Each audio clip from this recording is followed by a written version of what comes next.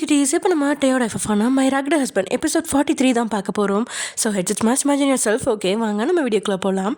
லாஸ்ட்டாக எதுவும் முடிச்சிருந்தோம் அப்படின்னா கன்ஸ்ட்ரக்ஷன் சைட்டில் பிரச்சனை, சுனில் பொண்ணுங்களை பற்றி சொன்னது, நீங்கள் சுயமாக இருக்க முயற்சிக்கிறது அப்படின்னு எல்லாத்தையும் யோசிச்சு கோபத்தோட உச்சத்தில் வந்தவன் அந்த கோபத்தை முழுசுமா உங்களுக்காக வாங்கி வச்சிருந்த மோதத்தில் காட்டி முடிச்சுட்டு வீட்டுக்குள்ளே வந்தவன் மாடர்ன் ட்ரெஸ்ஸில் மாடியிலேருந்து நடந்து வந்துட்டு இருக்க தியாவை பார்த்து கொதிச்சு எழுதுறான். நீங்கள் போட்டிருக்கிற ட்ரெஸ்ஸு ஒன்றும் அவ்வளோ மோசம்லாம் கிடையாது, நேர்த்தியான ட்ரெஸ் தான். ஆனால் அந்த ட்ரெஸ் கால் முட்டி வரைக்கும் தான் இருக்குது, ஸ்லீவ்லெஸ் கை. மற்றபடி ட்ரெஸ் ஒன்றும் அவளோட உடலை தப்பாலாம் பிரதிபலிக்காமல் அளவாக தான் இருந்துச்சு. எல்லாத்தையும் விட அந்த ட்ரெஸ் அவளுக்கு கம்ஃபர்டபுளாக தான் இருந்துச்சு. ஏ தியா, என்ன ட்ரெஸ் போட்டிருக்க, ஒழுங்கா உள்ளே போ அப்படின்னு டே கத்த, டேயோட சத்தத்தையும் அதில் இருக்கிற கோபத்தையும் பார்த்து திடுக்கிட்ட தியா தானோட அசிங்கமாக இருக்கா அப்படின்னு எல்லா பக்கமும் பார்க்க நேர்த்தியாக தான் இருந்துச்சு. இதனால அவள் உள்ளே போகாமல் தைரியமாக கீழே இறங்கி வரா. அவங்கள கண்டுக்காம அவள் அங்கேருந்து போக பார்க்க, உன்கிட்ட நான் சொன்னது கேட்குதா கேட்கலையா அப்படின்னு அவன் போட்ட சத்தம் வீட்டுக்குள்ளே இடி விழுகிற மாதிரி பயங்கரமாக எதிரொலிக்குது. இந்த சத்தத்தில் லக்ஷ்மியும் கண்ணம்மாவும் கூட கிச்சன்லேருந்து வெளியில் வந்து பார்க்க தியா பொறுமையாக நின்று டேயை பார்த்தவ, மிஸ்டர் டே, நான் என்ன ட்ரெஸ் பண்ணணும் பண்ணக்கூடாதுன்னு நீங்கள் சொல்லாதீங்க. எனக்கு இந்த ட்ரெஸ் கம்ஃபர்டபுளாக இருக்குது. So don't interact my life. நான் எப்படி இருக்கணும்னு என் புருஷன் பார்த்துப்பாரு, நீங்கள் பார்த்துக்க வேண்டாம் அப்படின்னு தியாவோட பதிலை டேக்கு எதிராக இருக்கிறது. உன் புருஷன் பார்க்குறதெல்லாம் எனக்கு நல்லா தெரியும். ஊர் உலகத்தில் இருக்கிறவன் உன்னை பார்க்கக்கூடாதுன்னு நினைக்கிறேன். ஒழுங்காக உள்ள பொடி அப்படின்னு டேக் கோவப்பட ரெண்டு பேரும் வாய் வார்த்தையாலேயே சண்டை போடுற அளவுக்கு கலவரத்தை உண்டாக்கிடுவாங்க அப்படின்னு பயந்து போன லக்ஷ்மி, டே என்னப்பா இப்படி பேசுகிற, அந்த ட்ரெஸ் நல்லாதான்ப்பா இருக்குது அப்படின்னு லக்ஷ்மி ஆதரவாக பேச வர, என்ன சொன்ன நல்லா இருக்கா, அப்படின்னா இது மாதிரி நான் ட்ரெஸ் வாங்கி தரேன், நீ போட்டு சுற்றிட்டு தெரியுறியா? பொண்ணுங்கன்னா சேலையில் தான் அழகாக இருப்பாங்க, இந்த பொண்ணு பேண்ட் சட்டை போட்டு தெரியுது, இதில் இப்போ இப்படி வேற ட்ரெஸ் பண்ண தொடங்கிட்டான், இதெல்லாம் பார்க்கணுன்னு எங்கள் தலையெழுத்து, இதில் நீ சப்போர்ட் வேறையா அப்படின்னு ரகுநாதன் லக்ஷ்மிகிட்ட கோவப்பட்டு அவள் வாயை மூடிட்டான். டே ரகுநாதா, இவளை சொல்லி பிரயோஜனம் இல்லை, எல்லாம் உன் புள்ள கொடுக்குற செல்லம், இவளை இப்படியே விட்டா எல்லாரையும் கெடுத்து போடுவா. டே இப்போவே நீ கண்டிச்சு வைக்கிறது நல்லது அப்படின்னு சொல்லி சரியான நேரத்தில் மூட்டி விடா, ஒழுங்காக உள்ளே போய் ட்ரெஸ் சேஞ்ச் பண்ணிட்டு தூங்கு, ராத்திரி நேரத்தில் வெளியில் போகிற வேற வச்சுக்காத அப்படின்ட்டு நல்லாவே கோவப்பட தொடங்கிட்டான். அவள் யார்கிட்ட வேணாலும் எதிர்த்து பேசுவா, ஆனால் டேக்கிட்ட எதிர்த்து பேச விரும்பல. ஏன்னா அதுக்கு பின்விளைவு எப்படி இருக்கும் அப்படின்னு அவளுக்கு ஓரளவுக்கு தெரியும். அதே நேரத்தில் ரூமுக்குள்ளே போகவும் முடியாது, அவளுக்கு வெளியில் போகிறதுக்கு அவ்வளோ அவசியம் இருக்குது. இதனால் என்ன செய்யறது அப்படின்னு அவள் திணறி நிற்கும் போதே, பேபி எவ்வளோ நேரம் வெயிட் பண்ணுறது அப்படின்னு சொன்னபடியே உள்ளே வரான் ஜிமின். வந்த வேகத்தில் அதிர்ச்சியோடு நின்றவன் தியா போட்டிருக்க ட்ரெஸ்ஸை கேவலமாக பார்த்தவன், என்னடி ட்ரெஸ் இது, உனக்கு வேறு ட்ரெஸ்ஸு கிடைக்கலையா அப்படின்னு கோவப்பட, கேளு ஜிமின், இன்னும் 4 கேள்வி நல்லா கேளு, நாக்க பிடுங்கிக்கிட்டு சாகட்டும், இவளுக்கு வேற ஒரு ட்ரெஸ்ஸும் இல்லாத மாதிரி இப்படி ஒரு ட்ரெஸ்ஸை பண்ணியிருக்கா அப்படின்னு சொல்ல கண்ணம்மாவும் லக்ஷ்மியும் தியாவை பாவமாக பார்க்க, தியாவுக்கு அவளோட ட்ரெஸ்ல என்ன தவறு இருக்குது அப்படின்னு எல்லாருமே இப்படி பேசுகிறாங்க அப்படின்னு புரியாமலும் திணறி நிற்கும் போதே அவள் கையை பிடிச்சுவேன், நான் உன்கிட்ட இதை விட சின்ன ட்ரெஸ் தானே போட சொன்னேன், நீ எதுக்கு இவ்வளோ பெரிய ட்ரெஸ் போட்டிருக்க, இதெல்லாம் போட்டுட்டு என் ஃப்ரெண்ட்ஸ் முன்னாடி கூட்டிகிட்டு போனால் உன்னை பற்றி என்ன நினைப்பாங்க, நீ போய் என்ன பண்ணா ஒரு சின்ன டாப்பும் ஒரு சின்ன ஜீன்ஸ் பேண்ட்டும் போட்டு அப்படியே அதை போட்டு வடைச்சலாம் அப்படின்னு கேப்பில் ஆண்களோட மூக்கை உடைச்சிட்டான் ஜிமின். 3 ஆண்களுக்கும் பல்பு வாங்கினது போல இருக்க தியாவுக்கெல்லாம், எப்படா நீ ட்ரெஸ் வாங்கி தந்த அப்படிங்கிற வைன் வாய்ஸ் ஓடினாலும் ஜிமின் தனக்கு ஆதரவாக பேசுகிறான் அப்படின்னு தியாவாலே நம்ப முடியல. இருந்தாலும் அவளுக்கு ஒரு சந்தர்ப்பம் கிடைச்சதால பேச மாட்டாளா என்ன, அதுக்கேற்றபடி, என்னங்க அந்த ட்ரெஸ் ரொம்ப சின்ன ட்ரெஸ், வயிறெல்லாம் வெளியே தெரியுது, செஸ்ட்லாவும் தெரியுது, அதை நம்ம செகண்ட் ஹானிமூனுக்கு போகிறப்ப போட்டுக்கலாம், இப்போதைக்கு இது போதுங்க அப்படின்னு சொன்னபடி தியா வேற ஜிமினோட கையை பிடிச்சி குழந்தையபடியே சொல்லிக்கிட்டு அவன் தோலை சாஞ்சிட்டா.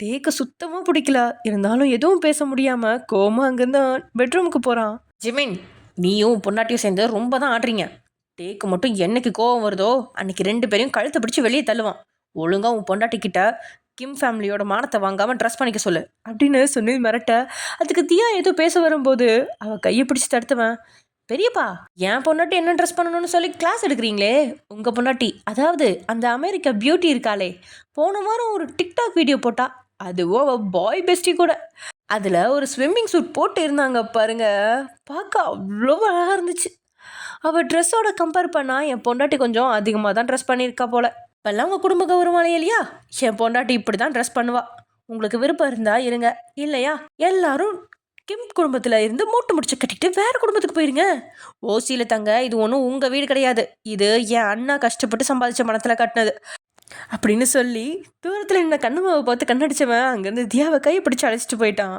சுனிலுக்கு கோபம் மழை போல உயர, ரகுநாதா உன் பையன் அவன் பொண்டாட்டி பேச்சை கேட்டுட்டு ரொம்ப தான் ஆடுறான், என் பர்சனல் லைஃப்பில் ரொம்ப தான் தலையிடுறாங்க. அவன் பொண்டாட்டி என்னடானா காலையில் கேவலப்படுத்துறா, உன் பையன் சாயங்காலம் கேவலப்படுத்துறான். இதெல்லாம் சுத்தமாக சரியில்லை. என் பொறுமைக்கும் ஒரு அளவு இருக்குது. இதுக்கெல்லாம் காரணம் நீ இல்லை, நீ கட்டி வச்சிருக்கியே உன் பொண்டாட்டி. அவள் தான். முதல்ல அவகிட்ட பையனுக்கும் மருமகளுக்கும் சப்போர்ட் பிடிக்காம நல்லதாக ஏதாவது சொல்லிக் கொடுக்க சொல்லு அப்படின்னு சொல்கிற கேப்பில் கொழுத்து விட்டுட்டு போயிட்டான் சொன்னு. சும்மாவே ஜிமின் மேலே இருக்கிற மொத்த கோவத்தையும் லக்ஷ்மிகிட்ட தான் காட்டுவான். அதே போல தான் லக்ஷ்மியை ஒரு பார்வை பார்த்துவேன். ரூமுக்கு வா, நான் அப்புறம் வச்சுக்கிறேன் அப்படின்னு வார்த்தையால் மிரட்டினவன் அங்கேருந்து போனாலும் ரகுநாதனோட மிரட்டல் எல்லாம் வார்த்தையால் மட்டும் இருக்காது, செயல்லையும் இருக்கும் அப்படின்னு புரிஞ்சுக்கிட்ட லக்ஷ்மி தான் இப்போது என்ன செய்யறதுன்னு தெரியாமல் திணறி நிற்கிறா. பெட்ரூம்குள்ளே வந்த ஜிமின் கோவத்தை கையில் இருந்த மொபைல், வாட்ச், கோட்டுன்னு எல்லாத்தையும் கழட்டி தாறுமாறாக வீசிட்டு ட்ரெஸ் மாத்திர ரூமுக்கு போக கதவை திறந்தவன் அப்படி அதிசயிச்சு நிற்கிறான். கருப்பும் வெள்ளையும் கலந்த சேலையில் பூத்த வெண்மலரை போல அழகாகவும் சிம்பிளாகவும் தயாராகி நின்றுட்டுருக்கீங்க.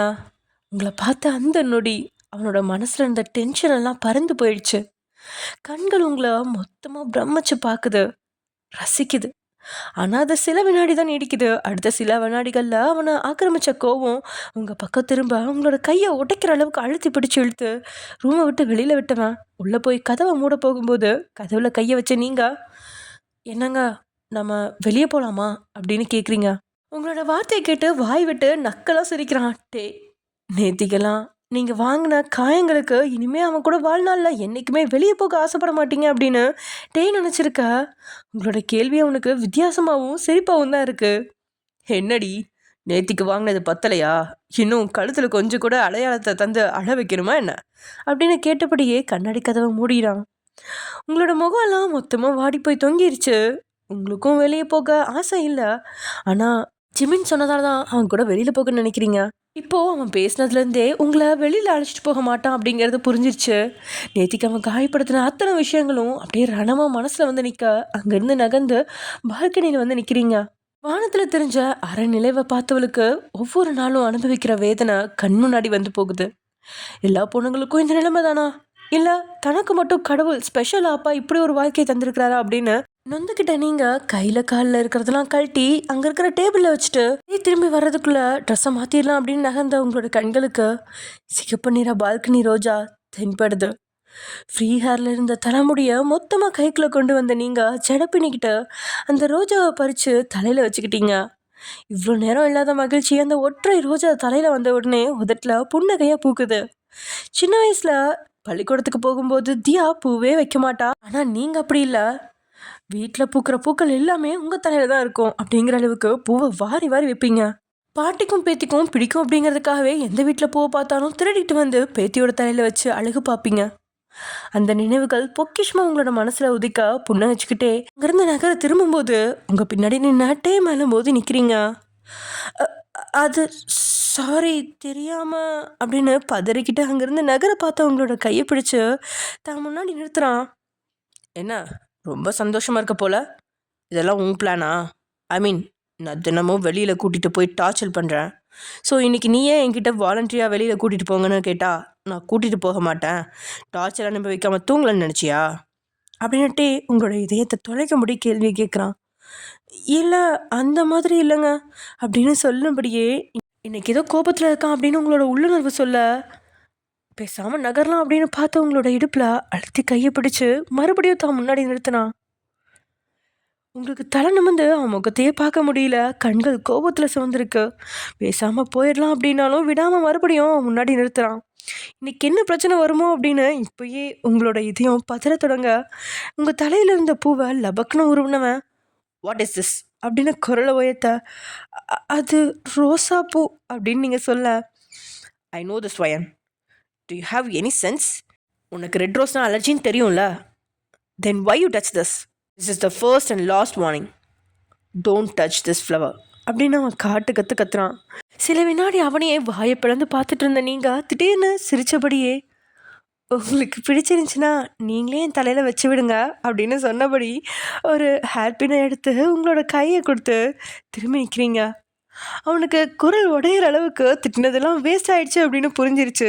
அவன் திட்டினது உங்களுக்கு சுத்தமாக புரியல அப்படிங்கிறதும் புரிஞ்சு இன்னும் ஆத்திரம் அடைஞ்சவன் உங்களோட தோளில் கையை வச்சு தன்னை பார்க்கும்படி திருப்பி விட்டு உங்கள் கண் முன்னாலேயே ரோஜா பூவை கீழே போட்டு காலால் நசுக்கிறான். அந்த செயலை பார்க்கும்போது ஏதோ ஒரு உயிருள்ள பொருளை முறிச்ச மாதிரி உங்களுக்கு அத்தனை நடுங்குது. முதன்முறையாக இந்த வீட்டுக்குள்ளே வந்தப்போ இந்த ரோஜா பூ மொட்டா நின்றுச்சு.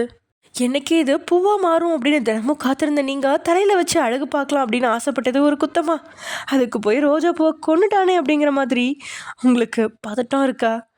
உனக்கு தான் ரோஜா அலர்ஜி ஆச்சே, அப்புறம் எதுக்கு நீ இதை தொட்ட அப்படின்னு கேட்டபடி அவனே அதை தூக்கி வெளியே வீசிட்டான். நான் எப்போ ரோஜா பூ அலர்ஜின்னு சொன்னேன்?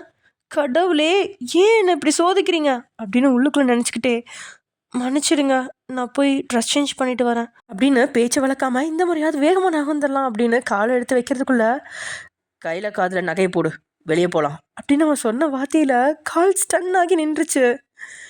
இத்தனை கோமா இருக்கான், இன்னைக்கு இவன் கூட வெளியில் போனால் மரண நிச்சயம் அப்படிங்கிறது உங்களுக்கு புரிஞ்சிருச்சு. அதனால இல்லை வேண்டாம் அப்படின்னு நீங்கள் தலையாட்ட வர்றதுக்குள்ளேயே உங்களோட இடையை தான் இரு கையால் பற்றிக்கிட்டு அலேக்கா தூக்கி பால்கனியில் இருக்கிற கம்பியில் உட்கார வச்சுட்டான். உங்களோட 2 கைகளையும் பற்றி பிடிச்சு அப்படியே உங்களை பார்த்துட்டு நிற்கிறான். ஆனால் உங்களுக்கு தான் கீழே தள்ளி விட்டுருவானோ, ஒரேடியாக விழுந்துட்டு போயிட்டா கூட பிரச்சனை இல்லை, பெட்டில் படுக்கிற மாதிரி படுத்த படுக்கை ஆகிட்டோம்னா என்ன பண்ணுறது அப்படிங்கிற பதட்டத்தில் அவன் கைகளை அழுத்தி பிடிச்ச உங்களோட அழுத்தத்தில் உங்களோட நகத்தோட அடையாளம் அவன் கையில் பதியுது. பயப்படாத, நீ கீழே விழவும் மாட்ட, உன்னை நான் விடவும் மாட்டேன். எதுக்கு திடீர்னு வெளியில் போவோமான்னு கேட்டா, ஜிமின் உன்கிட்ட ஏதாவது சொன்னானா அப்படின்னுட்டே சரியாக கேட்குறான். எப்படி அவன் சரியாக கண்டுபிடிச்சான் அப்படின்னு புரியாமல் அவன் கேட்ட அடுத்த நொடி உடல்லாம் பதறி போகுது. இதனாலேயே எழுதல இதுக்கு பின்னாடி இருக்கிறது ஜிமின் அப்படின்னு புரிஞ்சுக்கிட்டான். இருந்தாலும் அவனை மாட்டி விட விருப்பம் இல்லாமல் இல்லை அப்படின்னு வேகமாக தலையாட்டினாலும் உங்களோட மூக்கை அழுத்தி பிடிச்சுவேன். பொய் சொன்னால் வாயும் சேர்த்து மூடுவேன், அப்புறம் மூச்சு விட நீ தான் கஷ்டப்படுவ. ஜிமின் தானே வெளியில் போக சொன்னா அப்படின்னு இன்னொரு முறை அழுத்தி கேட்க, விளையாட்டாக சொல்கிற கணவர் ஒன்றும் டே கிடையாதே, உண்மையில் போய் சொன்னால் மூச்சை விட அனுமதிக்க மாட்டான், அப்புறம் கஷ்டப்பட வேண்டியது நீங்கள் தான் அப்படின்னு பயத்திலேயே ஆமான்னு தலையாட்டிட்டீங்க. அதோட கோவப்படுவானோ அப்படின்னு நீங்கள் பதறி நடுங்க. உங்களோட பயத்தை பார்த்ததுக்கப்புறம் தான் அவனுக்கு புன்னகையே வருது. என் தம்பி உங்ககிட்ட என்ன சொன்னானோ எல்லாத்தையும் A to Z அப்படியே என்கிட்ட சொல்லு, இல்லைனா மாடியில் இருக்கிற நீ 2 நிமிஷத்தை கீழே சட்னி ஆகி கிடப்ப அப்படின்னு லேசாக அவங்களோட கையை பிடிச்சி தள்ளவும் பயந்து போன நீங்கள் அலறி துடிச்சு அவன் சட்டையை அழுத்தி பிடிச்சு, ப்ளீஸ் விட்டுடாதீங்க, எனக்கு பயமாக இருக்குது, என் அம்மா அப்பா ஆசைப்படி நான் 100 வயசு வரை நல்லா வாழணும்னு ஆசைப்பட்றேன் அப்படின்னு சொன்ன அவங்களோட கண்கள் எல்லாம் கலங்கிருச்சு. ஏய் லூசு, என்ன இவ்வளோ பயப்படுற? நான் ஒரு விஷயம் சொல்லட்டுமா? நான் செத்தாலும் உன்னை சாக விட மாட்டேன். ஏன் தெரியுமா? உனக்கு ஏதாவது ஒன்று ஆனா அது நான் சாகிறதுக்கு சமம் அப்படின்னு தன்னோட வாழ்க்கையில் எல்லாம் நீங்கள் தான் அப்படிங்கிறத ஒரே வார்த்தையில் சொல்லிட்டான். ஆனால் உங்களோட மரமண்டையில் என்ன சொன்னான் அப்படின்னு தான் புரியல. இருந்தாலும் தன்னை தள்ளிவிட மாட்டான் அப்படிங்கிற நம்பிக்கை மட்டும் இருக்குது.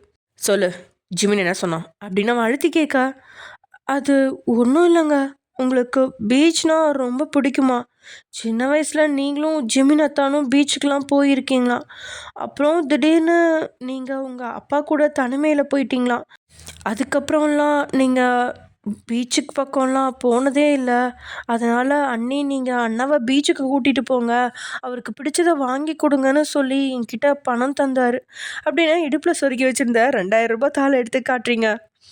ஜிமின் சொன்னதை விட உங்களோட குழந்தைத்தனமான பேச்சை கேட்டு மனசில் இருந்த கோபம் கொஞ்சம் குறையுது. அதோட பீச் மணலில் தம்பி கூட ஓடி சாடி விளையாண்டது, சண்டை போட்டுக்கிட்டது, லக்ஷ்மியோட கையை பிடிச்சி பீச்சுக்குள்ளே இழுத்துட்டு போனது அப்படின்னு எல்லாத்தையுமே யோசிச்சு பார்த்தவனுக்கு புன்னகை மலர, சரிடி எந்த பீச்சுக்கு போகணும்னு சொல்லு, கூட்டிகிட்டு போகிறேன் அப்படின்னு அனுமதி கொடுத்துட்டான். அவனோட கோபம் குறைஞ்சிருச்சு அப்படின்னு அவனோட பேச்சிலே தெரிய, திருவள்ளுவர் நகர் பீச்சுக்கு போகணும் அப்படின்னு நீங்கள் சொன்ன அடுத்த நொடி அவனோட முகத்தில் இருந்த மகிழ்ச்சி நொடி பொழுதுல மறைஞ்சு முகம்லாம் இருண்டுருச்சு. டேயோட பார்வை கூட உங்களை மேலே நெருப்பு குழம்பா பரவ நீங்களே ஒரு நொடி பயந்துட்டீங்க. அண்ணியன் மாதிரியும் அம்பி மாதிரியும் திடீர்னு எதுக்கு மாறும் அப்படின்னு புரிஞ்சுக்க முடியாமல் திணறி நிற்கிறீங்க. ஆனால் டேயோட ஆழ்மனமோ, ப்ளீஸ் நீங்கள் எனக்கு வேணும், என்னை விட்டு போகாதீங்க ப்ளீஸ் அப்படின்னு கெஞ்சும். டேயோட குரலும், எனக்கு நீ தேவையே இல்லட்டே, இனிமேல் என் வாழ்க்கையில் எப்பவும் வந்துடாத, என் கண்ணு முன்னாடி கூட வந்துடாத, எங்கேயாவது போயிடு அப்படின்னு சொல்கிற பொண்ணோட குரலும் திரும்ப திரும்ப ஒலிக்குது. அதில் ஒரு நொடி தடுமாறி நின்னவன் உங்களோட கையை பிடிச்சிருந்த பிடியை தளர்த்த நீங்கள் ஏதோ பேலன்ஸ் இல்லாமல் அவனை தாங்கி பிடிச்சிக்கிட்டு இருக்கீங்க. அவன் முகத்தில் இருக்கிற கோபத்தை பார்த்து பதறின வேகத்தில் கொஞ்சம் பின்னோக்கி ஸ்லிப் ஆகின நீங்கள் ஆ அப்படின்னு அலறவும் தன்னிலைக்கு வந்தவன் முதுகோடு சேர்த்து அணைச்சு உங்களை பின்னோக்கி தடுமாறாமல் தாங்கி பிடிச்சி தூக்கிட்டான். உங்களுக்குலாம் உயிரே இல்ல. அந்த அளவுக்கு பதறிட்டீங்க. சொல்லப்போனா கீழ விழுந்துட்டேன் அப்படின்னு தான் உங்க மனசு சொல்லுது. ஆனா எப்படியோ ஜஸ்ட் மிஸ்ல தப்பிச்சிட்டீங்க அப்படிங்கிறது அவனோட அணைப்புல புரிஞ்சுக்கிட்டாலும் பதட்டம் குறையாம நீங்க இருக்கும்போதே பெட்ரூம்குள்ள உங்கள கொண்டு வந்தவன் பெட்ல தொப்புன்னு போட்டுட்டான். இதனால உருண்டு புருண்டு எழுந்து நீங்க அவன் முகத்த பார்க்க, பீச்சும் கிடையாது, எதுவும் கிடையாது. மூடிக்கிட்டு வீட்ல கெட. எனக்கு வெளிய ஒரு மீட்டிங் இருக்கு. நான் மட்டும் போறேன். ஒழுங்கா ட்ரெஸ் சேஞ்ச் பண்ணிட்டு படுத்து ரெஸ்ட் எடு. அப்படின்னு புருவத்தை உயர்த்தினவன் தன்னுடைய மொபைலையும் பார்ஸையும் எடுத்துட்டு அங்கிருந்து போறதுக்காக தயாராக்கிட்டான். உங்களுக்கு எதுவுமே புரியல. அப்படியே அவனை பார்த்த நீங்க, ஏன் என்னை விட்டுட்டு போறீங்க? நீங்க தானே நான் ஆசைப்படுற எல்லாத்தையும் நிறைவேற்றி வைப்பேன்னு சொன்னீங்க. நான் பீச்சுக்கு போற ஆசைப்படுறதுல என்ன தப்பு இருக்கு? அப்படின்னு நீங்க ஏதோ ஒரு விரக்தியில பேசி முடிக்கிறதுக்குள்ள, வாயை மூடு. ஒரு வார்த்தை எக்ஸ்ட்ரா பேசினேன்னு வச்சுக்கோ, ட்ரெஸ் இல்லாம ஒன்றா என் கூட படுக்க வேண்டியிருக்கும். பி கேர்ஃபுல் அப்படின்னு கையை உங்கள் முகத்துக்கு நேராக காட்டினவன் அதுக்கு மேலே பேசாமல் பார்வையாலேயே உங்களோட உடலை அப்படியே நோட்டம் விட்டுட்டு அங்கேருந்து வெளியே போயிட்டான். அவன் மிரட்டலும் அவன் தன்னை பார்க்குற விதத்துலேயும் நடுங்கிட்டீங்க. நீங்கள் சுத்தமாக அவன் குணத்தை புரிஞ்சிக்கவே முடியல. அதுக்கான சந்தர்ப்பமும் உங்களுக்கு கிடைக்கல. ஆக மொத்தத்தில் வாழ்க்கையை தொடரவும் முடியாமல் விலகவும் முடியாமல் திண்டாடி போன நீங்கள் அங்கேருந்து தலையணையை கட்டி பிடிச்சபடியே உட்காந்துருக்கீங்க. நேராக கார் குடோனுக்கு வந்துட்டே காருக்குள்ளே ஏறிட்டான். காரை ஸ்டார்ட் செஞ்சு ரேஸ்க்கு போகிற மாதிரி ஸ்டேரிங்கை அழுத்தி அழுத்தி சத்தம் எழுப்பிட்டு இந்த டேவோட மனசுக்குள்ள நிம்மதியே இல்லை. அவளை வெளியே அழைச்சிட்டு போக விருப்பம் இருக்குது, ஆனால் அவள் சொல்கிற இடத்துக்கு அழைச்சிட்டு போக விருப்பம் இல்லை. அதுலேயும் அவள் சொன்னதுலேருந்து பழைய விஷயங்கள் எல்லாம் அவன் மனசை பிசைய தொடங்கிருச்சு. அந்த டென்ஷனில் காரை முன்னோக்கி கொண்டு வந்தவன் ஓரத்தில் நிறுத்தி வச்சிருந்த இன்னொரு காரில் லேசாக மோதிட்டான். வேகமாக கார்லேருந்து கீழே இறங்கினவன் அங்கே நின்றுட்டு இருந்த பாடி கார்டை பார்த்து, என்ன காரியம் பண்ணியிருக்க? காரை கொஞ்சம் தள்ளி பார்க் பண்ணிட வேண்டியதானே? இப்போ 2 காரும் டேமேஜ் ஆயிடுச்சு. இதுக்கான பணத்தை உன் அப்பனா தருவா அப்படின்னு பாடி கார்டு கிட்ட கோவப்படுறான். தினமும் கார்கள் ஒரே இடத்துல தான் நிற்கிது. இன்னைக்கு டே தவறுதலாக தான் காரில் மோதியிருக்கான்.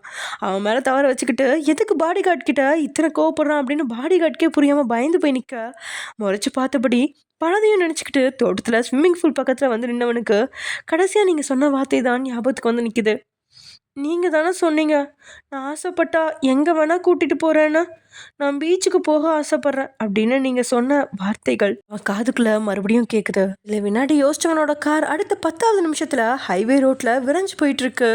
அவன் காரோட வேகத்தில் எதிர்பக்கத்தில் இருந்து வர கார்களும் ரோட்டோரத்தில் நிற்கிற மக்களும் பயந்து போயிட்டாங்க. இவங்க எல்லாரையும் விட பயத்தோட உச்சக்கட்டத்தில் சீட் பெல்ட்டை அழுத்தி பிடிச்சபடி காருக்குள்ளே இருக்கிறீங்க நீங்கள். கார் ரோட்டில் வேகமாக போயிட்டுருக்குது அப்படிங்கிறத விட பறந்துக்கிட்டு இருக்கு அப்படின்னு சொன்னால் சரியாக இருக்கும். டிராஃபிக் சிக்னல் எதையுமே மதிக்கல. முன்னாடி போகிற வாகனங்கள் ஓவர் டேக் செய்கிற அப்படின்னு எல்லா வாகனத்தையும் கதிகலங்க செய்கிற அளவுக்கு காரோட வேகம் உள்ளே இருக்கிற உங்களோட ஈரக்குலையும் நடுங்க வச்சிருச்சு. நீங்கள் இப்போ இருக்கிற மனநிலைமையில் காரோட கதவை திறந்துட்டா ஒரே ஓட்டமாக ஓடி இங்கேருந்து வீட்டு வரைக்கும் ஓடிடுவீங்க. அப்படிப்பட்ட மனநிலையில் பயந்து போயிருக்க டேயோ அவன் என்ன மனநிலையில் இருக்கிறான் அப்படின்னு அவனுக்கே தெரியாது. அப்படிங்கிற அளவுக்கு வேகத்தில் காரை ஓட்டிகிட்டு இருக்கான். அதே சமயம் இங்கே டேயோட காரை விட இன்னும் பயங்கர ஃபாஸ்ட்டாக ஜிமினோட பைக் போயிட்டுருக்க. பின்னாடி இருக்கிற தியா அந்த வேகத்தை அத்தனை ரசிக்கிறா. அவளுக்கு இப்படி வேகமாக போகிறது, சுறுசுறுப்பாக இருக்கிறது இதெல்லாமே ரொம்ப பிடிக்கும். அதனால் வேகத்தை ரசித்தபடியே அவள் உட்காந்துருக்கும் போதே ஒரு மேம்பாலத்துக்கு மேலே பைக்கை நிறுத்திட்டான். அந்த மேம்பாலத்துக்கு கீழே தான் காரில் ரித்திக் தியாவுக்காக வெயிட் பண்ணிகிட்ருக்கான். பைக்லேருந்து கீழே இறங்கினதுமே அவனுக்கு ஒரு தேங்க்ஸ் கூட சொல்லாமல் அவன் யாரோ அப்படிங்கிற மாதிரி அவள் பாட்டுக்கு நடந்து போகும்போது, நான் உங்ககிட்ட பேசணும் அப்படின்னு ஜிமின் சொல்ல, I don't want to talk to you அப்படின்னு தியா நகர பார்க்கும்போதே பட்டார்னு அவளோட கையை பிடிச்சி இழுக்கிறான். அவன் இழுப்பிற்கு ஏற்றபடியே தியாவும் தடுமாறி பின்னோக்கி வரவும் அவளோட 2 கையும் பிடிச்சவன் குழந்தைய தூக்குற மாதிரி அசால்ட்டாக தூக்கி பைக்கு முன்னாடி இருக்கிற பெட்ரோல் டேங்க் மேலே அவனை பார்த்தபடி உட்கார வச்சிட்டான். அவன் விரல் துளி அளவு கூட தப்பாக அவளை தொடல. இருந்தால் கூட தியாவோட கோபம் அப்படியே கொழுந்து விட்டு எறிய, பொம்பளை பொறுக்கி என்னடா பண்ணுற அப்படின்னு சத்தம் போட, போதும் ரொம்ப தான் பேசுகிற. நான் பொம்பளை பொறுக்கியாக இருந்திருந்தா வர வழியிலேயே எவ்வளோ முறை வேணாலும் பிரேக் பிடிச்சி உன்னை என் மேலே மோத வச்சுருப்பேன். இவ்வளோ தூரம் உன்னை கூட்டிகிட்டு வராமல் வேற எங்கேயாவது கூட்டிகிட்டு போய் என்ன வேணால் பண்ணியிருப்பேன். தேவையெல்லாம் பேசாத தியா. நீ வீட்டுக்கு வந்ததுலேருந்து என்ன பண்ணுற ஏது பண்ணுறேன்னு எனக்கு எதுவுமே புரிய மாட்டேங்குது. ஜஸ்ட் வீட்டில் இருக்க ஆம்பளைங்களை எப்போவாவது 1-2 வார்த்தை சொல்லி கேவலப்படுத்துகிற. அதை தாண்டி நீ எதுவுமே பண்ணலை. எனக்கு தெரியாமல் வேறு ஏதாவது பிளான் போடுறியா? எங்கள் குடும்பத்தை பிரிக்க பார்க்குறியா அப்படின்னு ஜிமின் அழுத்தமாக கேட்க, சில வினாடி ஜிமினோட கண்களை கூர்ந்து பார்த்தவ துளியும் பதட்டம் இல்லாமல், இல்லை எனக்கு கொஞ்சம் டைம் வேணும், வந்த உடனே வீட்டுக்குள்ளே பிரச்சனையை உருவாக்க முடியாது அப்படின்னு தியா சொல்ல, மற்றபடி பேசுகிற போது அவளோட வார்த்தையில் அவ்வளோ அழுத்தம் இருக்குது. ஆனால் இன்றைக்கி ஏதோ கேஷுவலாக பேசுகிற மாதிரி தோணினாலும் இப்போது அவனுக்கு தியாவை விட்டால் வேறு யாரையும் நம்புகிற மாதிரி தெரியல. ஓகே, அப்புறம் ஃபைனலாக நான் இன்னொரு விஷயம் சொல்கிறேன். நீ இந்த வீட்டில் இருக்க ஆம்பளைங்களுக்கு எதிராக பொம்பளைங்களை தூண்டி விடணும், அவங்கள வச்சு ஆம்பளைங்களை திருத்தணும். அதுக்காக தான் வந்திருக்க. அதை விட்டுட்டு என்ன திருத்த முயற்சி பண்ணாத. நான் என்ன சொல்ல வரேன்னு புரியும்னு நினைக்கிறேன். இன்றைக்கி நான் ஏடிஎம் கார்டை உன் கையில் தந்தப்ப உனக்கு அதை யூஸ் பண்ண இன்ட்ரெஸ்ட் இல்லைனா நீ அதை திருப்பி தந்திருக்கலாம். அதை விட்டுட்டு எல்லார் முன்னாடியும் நான் வேலை வெட்டி இல்லாதவனு கேவலப்படுத்தி பேசுகிறேன் அப்படின்னு ஜிமின் கோவப்பட, இங்கே பாரு ஜிமின், நான் ஒன்றும் உன்னை கேவலப்படுத்தலை. பர்ஃபெக்டாக நடித்தா தான் யாருக்கும் சந்தேகம் வராது. நீ என் புருஷன். ஸோ அப்படின்னு அவள் பேச தொடங்கும் போதே அவள் இதழில் கையை வைக்கிறான். இதிலிருந்து கையை நகர்த்தாமலும் அதுக்கு மேலே அவளை பேச விடாமலும் செஞ்சபடியே, புருஷன்னாலும் உண்மையான புருஷன் கிடையாது. ஸோ நீ என்னை கேவலப்படுத்த வேண்டிய அவசியம் இல்லை. மீறி நீ இப்படியே பண்ணேன்னா உண்மையான புருஷன் எப்படி அட்வான்டேஜ் எடுப்பான்னு தெரியுமா? அதை நான் எடுக்க வேண்டியிருக்கும் அப்படின்னு சொன்னபடியே பேச விடாமல் தடுத்தபடியே அவளோட உதட்டில் வச்சிருந்த தன்னோட விரலால் அவள் உதட்டில் லேசாக வருடியபடியே எடுக்கிறான். ஜிமினோட அந்த செயல் ஒரு நொடி தியாவை பயப்பட வச்சிருச்சு. வேணும்னே அவனை கேவலப்படுத்தி தான் அப்படி செஞ்சா. ஆனால் இனி அப்படி தொடர்ந்தா அவன் ஒரு வேளை வேற மாதிரி யோசிச்சிருவானோ அப்படின்னு குழம்புனவ, சாரி, இனிமேல் இந்த தப்பும் நடக்காது அப்படின்னு சொல்லிட அவளோட 2 கைகளையும் பிடிச்சு தூக்கி கீழே இறக்கி விட்டுறான். ஓகே, குட் நைட் அப்படின்னு சொல்லவும் தியா அங்கேருந்து நகர தொடங்கிட்டா. என்ன இந்த பொண்ணு சும்மா மறைக்கிறதுக்கே பயப்படுறா அப்படின்னு அவன் நினச்சி முடிக்கிறதுக்குள்ளே அங்கே நடந்து போனவ கீழே கிடந்த கல் தூக்கி ஒரே எரிதான். அவன் தலையில் ஓங்கி அடிச்சுட்டு கல் கீழே விழுந்தது. ஆனால் நல்ல வேலையே தலையில் ஹெல்மெட் போட்டிருந்தால அவனுக்கு எதுவும் ஆகலை. இருந்தால் கூட தலையெல்லாம் கிர்ற சுற்றுறதுக்குள்ளே அங்கேருந்து எஸ்கேப் ஆகி ஓடிட்டார் தியா. பாலத்துக்கு கீழே தனக்காக காத்திருந்த ரித்திக்கோட காரில் ஏறிக்கிட்ட தியா அதோட அவனுக்கு கண்ணால் சைகை காட்ட காரை முன்னோக்கி எடுத்துகிட்டு வர அப்படியே அங்கேருந்து கிளப்புக்கு போகிறாங்க. ஆக்சுவலி இந்த கிளப்பில் இருந்த ஆதாரத்தை தான் இவ தொலைச்சிட்டா. அதான் ஜிமின் எடுத்துகிட்டு போனாட்டால. ஸோ அதனால் மறுபடியும் ஒரிஜினல் ஆதாரத்தை தேடி மறுபடியும் இந்த கிளப்புக்கு போகிறா. பட் போகிற வழியிலலாம் அவளுக்கு ஜிமினோட ஞாபகமாகவே இருக்குது.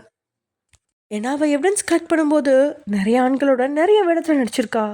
அவள் உதட்டில் நிறைய பேர் கையை வச்சுருக்காங்க. ஆனால் அவள் அப்போல்லாம் நடுங்கவே இல்லை. ஆனால் இன்றைக்கி ஏன் நடுக்க வந்துச்சு? அவனோட பார்வை தொடுக அப்படின்னு எதுலேயுமே தப்பு இல்லை தான். ஆனால் என் மனசு பதறிச்சு அப்படின்னு அவள் குழம்பி போயிருக்கா. அவரோட ஸ்பீடை விட பயங்கர ஸ்பீடாக ஓடிட்டு வந்த ஜிமின் அப்படியே கார் பக்கவாட்டுக்கு வர காரை ஓட்டினபடியே கண்ணாடியை கீழே இருக்கிற ரித்திக், தியாவை ட்ராப் பண்ணதுக்கு தேங்க்ஸ் ப்ரோ அப்படின்னு சொல்லி அடுத்த நொடி இவனோட பைக் ஸ்பீடு அதிகமாகி காருக்கு முன்னாடி வந்து வழிமறிச்சு நிற்கிது. தியா சுத்தமாக ஜிமினை கண்டுக்காமல் முகத்துக்கு மேக்கப் போட ரித்திக் அவனுக்கு என்ன ஆனது அப்படின்னு தெரியாமல் பார்க்க பைக்கில் இருந்து கீழே இறங்கி ரித்திக் பக்கத்தில் வந்தவன், என்ன மச்சான் என்ன போய் ப்ரோன்னு சொல்லிட்ட? தியா உனக்கு தங்கச்சி மாதிரி, நான் அவள் புருஷன், உனக்கு நான் மச்சா முறை வரும், என்னை மச்சாங்க கூப்பிடு அப்படின்னு ஜிமின் சொன்னாலும் ரித்திக்கோட முகம் நொடி பொழுதுல மாறிடுச்சு. அது ஜிமின் நல்லாவே கவனிச்சிட்டான். ஓகே தேங்க்ஸ், நாங்கள் கிளம்புறோம் அப்படின்னு சொல்லிட்டு பேச்சு கொடுக்காம வண்டி ரித்திக் ஸ்டார்ட் பண்ண தியா ஜிமின் நிற்கிற பக்கம் கூட திரும்பி பார்க்காம கண்ணாடியை பார்த்து உதட்டில் சாயம் போடுறது, தலைமுடியில் சரி செய்கிறது அப்படின்னு உள்ள பிஸியாக இருக்க கார் அப்படியே அங்கேருந்து கிளம்பிடுச்சு. ஜிமின் கலாச்சபடி பேச்சு தொடர்ந்துருப்பான். ஆனால் ரித்திக்கோட முகம் மாறினதுனால தான் அவன் பேசாமல் அமைதியாக நிற்கிறான். கார் அங்கேருந்து நகர பைக்கில் ஏறின ஜிமின் யூட்டன் அடித்து கிளம்பிட கார் கண்ணாடி வழியாக ஜிமினை ஒரு பார்வை பார்க்குறா தியா. அந்த நொடி வீட்டில் நடந்த எல்லாமே அவளுக்கு ஞாபகத்துக்கு வருது. உண்மையில் ஜிமின் அவளுக்கு ஆதரவாக பேசினதை விட வீட்டில் இருக்கிற ஆண்களை அவன் வெறுக்கிறான் அப்படிங்கிறத அவளால் நம்பவே முடியல. எப்படி இவன் மட்டும் அந்த குடும்பத்தில் வித்தியாசமாக இருக்கான் அப்படின்னு யோசனையில் அவன் மூழ்கி இருக்கும்போது, தியா ஆர் யூ ஆல்ரைட் அப்படின்னு ரித்திக் கேட்கவும் தன்னிலைக்கு வந்தவ, ஏண்டா நான் நல்லா தானே இருக்கேன் அப்படின்னு சொல்ல, இல்லை சும்மா தான் கேட்டேன் அப்படின்னு சொன்னாலும் ஒருக்கு நாள் அப்போ ரித்திக் தியாவையே பார்த்துட்ருக்க. என்ன விஷயம்னு நேரடியாக சொல்லு, இந்த மாதிரி திருட்டு போன மாதிரி பார்க்காத, நல்லா இல்லை அப்படின்னு தியா நேரடியாக கேட்கா. அது ஒன்றும் இல்லை, உனக்கு ஜிமினை பிடிச்சிருக்கா? ஏன் கேட்குறேன்னா எனக்கு அவன் கெட்டவனா தெரியல, நல்லவன் மாதிரி தான் தெரியுறான் அப்படின்னு ஒரு பயத்தில் தான் கேட்குறான். இதை கேட்டவ ஆத்திரத்தில் அவன் தலையை அடின்னு அழிச்சு தலைமொழியெல்லாம் கழிச்சு விட்டவ, 10 பைசாக்கு துப்பில்லாத அவனை பிடிச்சிருக்கான்னு வேற கேட்குறியா? இன்னொரு முறை கேட்டேன்னா செருப்பு பிஞ்சிரும். அந்த குடும்பத்தில் இருக்கிற ஆம்பளைங்க வேலைக்கு போய் சம்பாதிக்கிறாங்க. ஆனால் இவன் 10 பைசாக்கு வேலை செய்யலை, சும்மா வெட்டியாக சுற்றிட்டு திரியிறான். இவனை கட்டிக்கிட்டு நாளைக்கு ஊர் உலகத்தில் இருக்கிறவங்க உன் புருஷன் என்ன வேலை பார்க்குறான்னு கேட்டால் என்ன சொல்கிறது? பரம்பரை சொத்து இருக்குது, அதை வச்சு ஓசியில் தின்றான்னு சொல்ல முடியுமா? இல்லைன்னா 7 கழுத வயசான பிறகும் வேலைக்கு போகாமல் வெட்டியை சுற்றிட்டு இருக்கான்னு சொல்ல முடியுமா அப்படின்னு கோபத்தில் கொதிக்க தொடங்கிட்டான். அடுத்த 1/2 மணி நேரத்தில் ரித்திக்கோட காதில் ரத்தம் வர அளவுக்கு ஜிமினை திட்டி தீத்துட்டா. ஆனால் இங்கே ஜிமினோ எதிர்பக்கமாக பைக்கில் போயிட்டுருக்குந்தாலும் ரித்திக்கோட கண்களில் தெரிஞ்ச அந்த விஷயத்த வச்சு ஒரு வேளை ரித்திக் தியாவை ஒரு தலையாக லவ் பண்ணுறானோ அப்படின்னு கணிச்சிட்டான். பரவாயில்லையே, இதுவும் நல்லா தான் இருக்குது. பேசாமல் தியாவை ரித்திக் கூட கோத்து விட்டா நாளைக்கு முன்ன பின்ன எனக்கு ப்ராப்ளம் எதுவும் வராது, நாளைக்கு அதுக்கான வேலையை தொடங்கிட வேண்டியதான் அப்படின்னு யோசிச்சபடியே போயிட்டு இருந்தவன் தன்னை அறியாமலேயே இன்றைக்கி தியா பேசின வார்த்தைகள் அவன் கையை அழுத்தி பிடிச்சபடி தோளில் அவள் தலையை சாய்ச்சது, பைக்கில் வரும்போது கூட அவன் தோள்பட்டையை அழுத்தி பிடிச்சிருந்தது அப்படின்னு எல்லாத்தையுமே யோசிச்சு பார்க்குறான். இத்தனை நாளில் எத்தனையோ பேர் அவன் வேலைக்கு போகாத பற்றி குறை சொல்லியிருக்காங்க. அப்போ எல்லாம் அவனுக்கு வருத்தமே இல்லை, பல்ல காட்டிபடியே அப்படியே எல்லாரையும் வெறுப்பேற்றுறான். ஆனால் இன்னைக்கு எதுக்கு கோவம் வந்துச்சு, தியாவோட எல்லா செயலும் எதுக்கு அவனுக்கு பிடிக்குது அப்படின்னு புரியாமல் குழம்புறான். தியாவை விட ஜிமின் மயூரி கூட தான் நல்லா பேசி பழகுவான். ஆனால் அவளை பற்றி இப்படிலாம் யோசிச்சதே கிடையாது. ஆனால் எதுக்காக தியாவை பற்றி அவன் எண்ணம் இப்படி நிறைஞ்சிருக்கு அப்படின்னு தெரியாமல் மூழ்கி வந்தவன் அங்கே இருக்க ஸ்பீட் பிரேக்கரில் வந்த வேகத்தில் ஏறி பைக்கோட சரிஞ்சு பக்கத்தில் இருந்த குளத்துக்குள்ளே கவிழ்ந்துட்டான். அட ராசா, இவ்வளோ நாள் ஒழுங்காக தானே இருந்த, இப்போ எதுக்கு திடீர்னு பொம்பளை சொக்கு கேட்குது? அவளை பற்றி யோசிச்சதுக்கே செத்துருப்படா நாயே அப்படின்னு ஜிமின் மைண்ட் வாய்ஸ் ஓடுது. அதே சமயம் இங்கே டேயோட கார் வேகத்தோட ரியாக்ஷனில் கார் வந்து நின்று அடுத்த நொடி கார்லேருந்து கீழே இறங்கின நீங்கள் வாந்தி எடுத்துட்டீங்க. உங்களோட முதுகு தடவி கொடுத்து குடிக்க தண்ணி கொடுத்து அப்படின்னு ஜிமின் தான் எல்லாமே செஞ்சு உங்களை கொஞ்சம் சமாதானப்படுத்தினவன் உங்கள் கையை பிடிச்சபடியே அங்கேருந்து கொஞ்சம் தூரம் நடந்தே அழைச்சிட்டு போக நீங்கள் எதிர்பாராத விதமாக அங்கே ஒரு பீச் இருக்குது. ஆள் நடமாட்டம் இல்லாமல் வெறிச்சோடு இருந்த அந்த பீச்சை பார்த்து உங்களோட மனசுக்குள்ளே அவ்வளோ மகிழ்ச்சி. அவனோட கோபம் காரோட வேகத்தை வச்சு பீச்சுக்கெலாம் அழைச்சிட்டு வர மாட்டான், ஹோட்டலுக்கு தான் சாப்பிட அழைச்சிட்டு போவான் அப்படின்னு நீங்கள் நினச்சிருக்கா. உங்களோட நினைப்பு பொய்யாயிடுச்சு. உங்களோட கையை பிடிச்சபடியே பீச்சுக்கு பக்கத்தில் அழைச்சிட்டு வரான். வயன், லிசன் கேர்ஃபுல். உனக்கு 10 நிமிஷம் டைம் தரேன். தண்ணியில் காலை நினைக்கிறியோ, குளிக்கிறியோ, டான்ஸ் ஆடுறியோ, என்ன வேணால் பண்ணு. நான் இங்கேயே வெயிட் பண்ணுறேன். ஜஸ்ட் 10 மினிட்ஸ், மறந்துடாத அப்படின்னு சொல்லிட்டு அங்கே ஓரமாக நிறுத்தி வச்சுட்டு இருந்த படகுல உட்காந்துட்டான். மொபைல் எடுத்து சோஷியல் மீடியா பேஜில் சோதனை செஞ்சிட்ருக்கான். உண்மையில் கோவமாக தான் இருக்கிறானா, இல்லை நல்ல மனநிலையில் இருக்கானா, இல்லை சோகத்தில் இருக்கானா அப்படின்னு எதுவுமே தெரியாமல் குழம்பி போன உங்களுக்கு கடல் அலைகளோட சத்தம் அது போக்கில் இழுக்க தொடங்கிடுச்சு. காலில் கிடந்த செருப்பெல்லாம் கழட்டி அவன் காலில் பக்கத்தில் வச்சுச்சு. என்னங்க, இந்த செருப்போட விலை 2400 ரூபா. கடல் தண்ணி பட்டா டேமேஜ் ஆகிடும், கொஞ்சம் பத்திரமா பார்த்துக்கோங்க அப்படின்னு நீங்கள் சொல்ல புருவத்தை உயர்த்தி உங்களை பார்த்தவன், என்னை பார்த்தா செருப்பு பாதுகாக்கிற வாட்ச்மேன் மாதிரி தெரியுதா? 2400 ரூபா செருப்புக்கே இப்படி துள்றியே. நீ போட்டிருக்க சேலையோட விலை 9000 ரூபா. அதையும் கழட்டி வச்சுட்டு போறியா அப்படின்னு அவன் சேரீயை பிடிக்கிறதுக்காக கையை நீட்டுவும் பயந்து போன நீங்கள், நான் கடலுக்கு போகிறேன் அப்படின்னு ஒரே ஓட்டமாக ஓடிட்டீங்க. கண்ணு கெட்டின தூரம் வரைக்கும் யாரும் இல்லாதால சேலையை முட்டி வரைக்கும் உயர்த்தி பிடிச்சு கால் பாதங்களை நடக்கிற கடல் அலைகளை ரசிக்கிறீங்க. உங்கள் ஊரில் திருவிழா நேரத்தில் நீங்களும் பாட்டியும் காலையிலே பீச்சுக்கு போயிட்டு ராத்திரி வீட்டுக்கு திரும்பி வருவீங்க. வருடத்துக்கு ஒரு முறை தான் பீச்சுக்கு போவீங்க. அந்த ஒரு நாள் கூட பாட்டியும் பேத்தியும் போடுற ஆட்டம் கொஞ்சம் நஞ்சம் இல்லை அப்படிங்கிற அளவுக்கு இருக்கும். அந்த நிமிடங்கள் தான் உங்களோட கண்ணு முன்னாடி வந்து போகுது. நீங்கள் உங்களோட வாழ்க்கையில் தியா, அம்மா, அப்பாவை விட உங்கள் பாட்டி கூட செலவிட்ட நிமிடங்கள் தான் அதிகம். இதனால் எல்லா செயலுமே உங்களோட பாட்டியவே ஞாபகப்படுத்த அங்கேயும் இங்கேயுமா நகர்ந்தபடி கடல் அலைகளை ரசிக்கிறீங்க. ஆனால் டேக்கோ சோஷியல் மீடியாவில் அவனோட கம்பெனியை பற்றி வேணும்னே நிறைய பேர் அவதூறாக கருத்துக்களை பரப்பி கிளின்னு கிழிச்சு வச்சுருக்காங்க. அதெல்லாம் பார்க்கும்போதே கோபத்தோட உச்சியில் கொந்தளிக்கிற அளவுக்கு மனநிலை. ஒரு கட்டத்தில் மொபைலை பார்க்கவே வெறுத்து போனோன்னா பாக்கெட்டில் போட்டுவேன் எதாச்சியாக உங்களோட பக்கம் திரும்புகிறான்.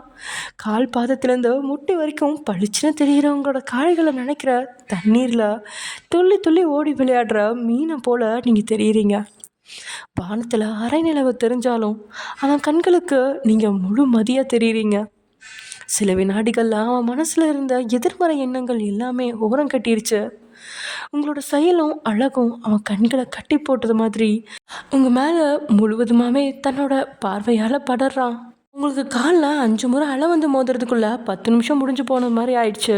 இதுக்கு மேலே இங்கே நின்னா காலை வேணும்னாலும் வெட்டி விட்டுருவான் அப்படின்னு பயத்தில் நீங்கள் டே பக்கம் திரும்பவும் உங்கள் மேலே இருந்த பார்வையை விளக்கி கேஷுவலாக உட்காந்துருக்கான்ட்டே அவன் பக்கத்தில் நீங்களும் வரவும் போகலாமா அப்படின்னு கேட்டபடி படத்துலேருந்து கீழே இறங்குறான்.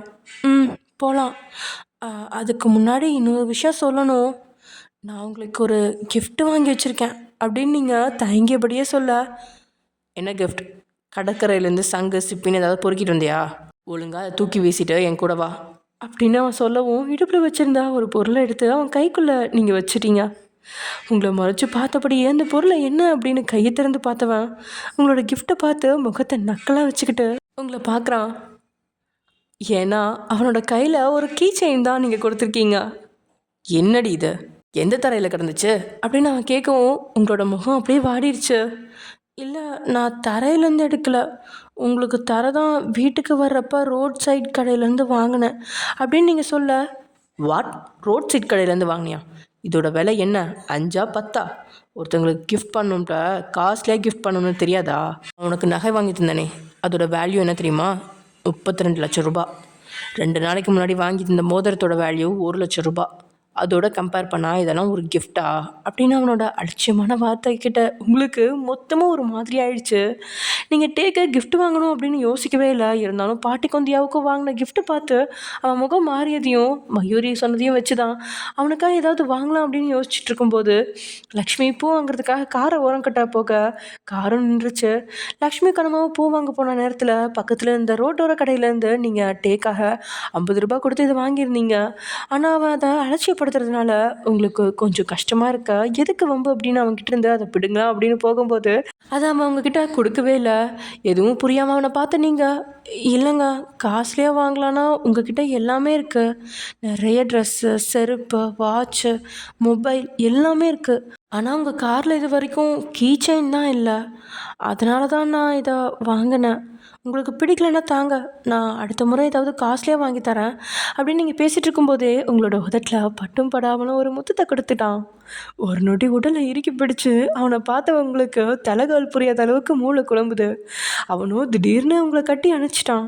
அதுவும் அழுத்தி இரு தேகங்களும் மோதி நிற்க உங்களோட கழுத்தில் அழுத்தின ஒரு முத்தத்தை கொடுத்து, தேங்க்யூ ஸோ மச் டி, எனக்கு யாருமே இந்த மாதிரி கிஃப்ட் வாங்கி தந்ததே இல்லை, உண்மையாகவே எனக்கு இது பிடிச்சிருக்கு அப்படின்னு சொன்னபடியே உங்களோட கழுத்தில் முகத்தை அழுத்தி பதிச்சு அப்படின்னு நின்றுட்டுருக்கான். சில வினாடிகளுக்கு முன்னாடி கிஃப்ட்டை பார்த்து அலட்சியப்படுத்தினா இப்போது இப்படி வித்தியாசமாக நடந்துக்கிறானே அப்படிங்கிற எண்ணத்தில் உண்மையாகவே இது உங்களுக்கு பிடிச்சிருக்கா அப்படின்னு கேட்க அவனோட அணைப்பை இன்னும் அதிகப்படுத்தினவன் ரொம்ப ரொம்ப பிடிச்சிருக்கு. இந்த கீ செயின் மட்டும் இல்லை, உன்னையும் சேர்த்து தான். இது மாதிரி அப்பப்போ ஏதாவது வாங்கித்தா, அப்போ தான் இந்த உலகத்தில் உண்மையான பாசத்தோட கிஃப்ட் தர இந்த உலகத்தில் ஒரு ஜீவன் இருக்காங்கங்கிறத ஃபீல் வரும் அப்படின்னு சொல்லிட்டு கழுத்தில் இன்னும் ஒரு முத்தத்தை கொடுக்குறான்.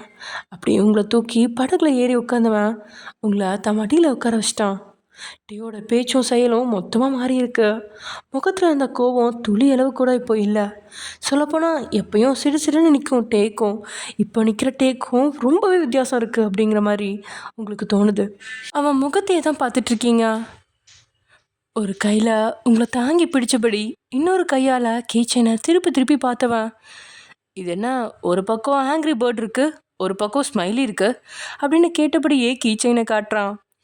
அந்த கீச்செயின் வட்ட வடிவத்தில் இருக்கா, அதோட ஒரு பக்கத்தில் ஆங்க்ரி பேர்டோட ஃபோட்டோவும் இன்னொரு பக்கத்தில் ஸ்மைலி ஃபோட்டோவும் இருக்கா.